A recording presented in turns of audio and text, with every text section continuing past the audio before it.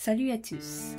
Nous avons appris précédemment que nous sommes et avons toujours été au milieu d'une guerre entre les forces des ténèbres et les forces de la lumière. Or, à un moment donné de cette guerre, nous sommes devenus esclaves des forces des ténèbres et étions à la merci de l'ombre de la mort.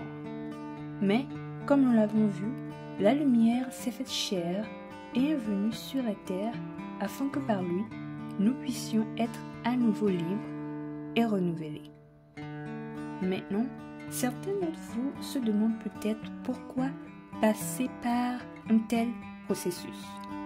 Pourquoi la lumière, qui est Dieu, ne pourrait-elle pas simplement utiliser son pouvoir pour sauver l'humanité et détruire complètement les ténèbres une fois pour toutes en un éclair de seconde? La simple réponse à ces questions est que Dieu est un Dieu d'organisation et il fait tout pour une bonne raison.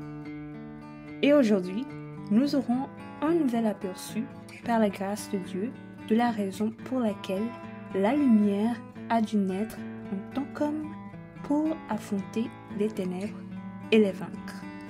Cela dit, commençons. Environ 700 ans après la prophétie d'Ésaïe, le monde a vu la naissance de la lumière sous la forme d'un enfant. Et la Bible nous enseigne que ce n'est lorsque cet enfant est devenu un homme et qu'il était âgé de 30 ans qu'il a officiellement commencé la mission pour laquelle il est venu dans ce monde. Sauver l'humanité des griffes des ténèbres.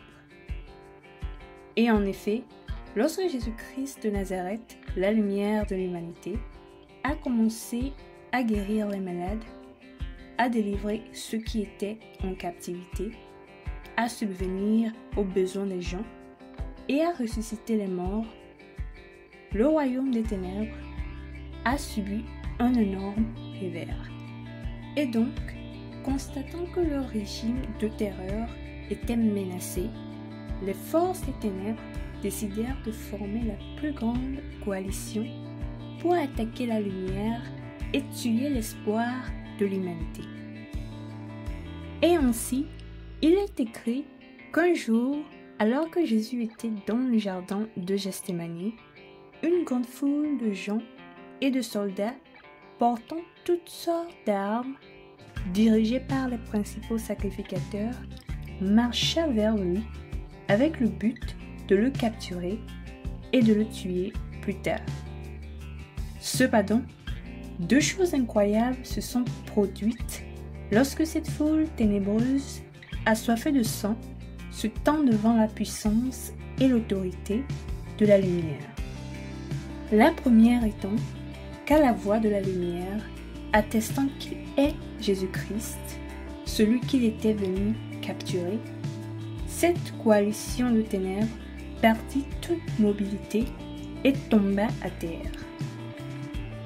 Mais la deuxième chose, qui est encore plus frappante, est ce que Jésus dit dans le livre de Luc, le chapitre 22, au 53e verset, qui se lit comme suit. « J'étais tous les jours avec vous dans le temple, et vous n'avez pas mis la main sur moi.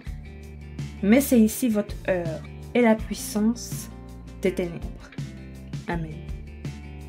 Si nous analysons ce que Jésus-Christ dit ici, nous pouvons comprendre que tout ce qui se passait à ce moment précis était censé se produire pour donner l'occasion aux ténèbres de faire leur pire. Et cela parce que, dans son programme, Dieu a prévu que la manière dont lui, la lumière et la vie de toute l'humanité, exterminera officiellement et complètement les ténèbres et en leur donnant une heure de puissance.